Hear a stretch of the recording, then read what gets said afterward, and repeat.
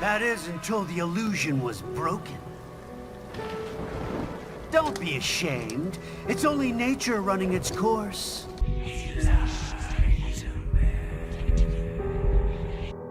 You have no choices to make, nothing to answer for. You can die with a clear conscience. You're right. About me, I mean. I knew something was off. After the Patriots, I thought I could walk off the battlefield and into a normal life. But here I am, surrounded by death, arguing philosophy with terrorists. I told myself this was about justice, about protecting the weak, but I was wrong. I learned young that killing your enemies felt good, really good.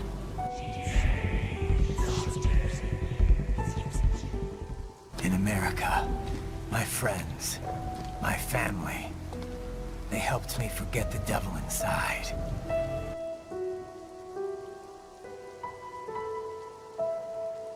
But who am I kidding? I was born to kill!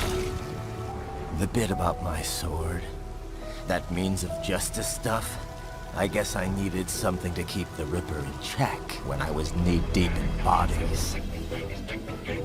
But you, all this, is a wake-up call to what I really believe, what I really am.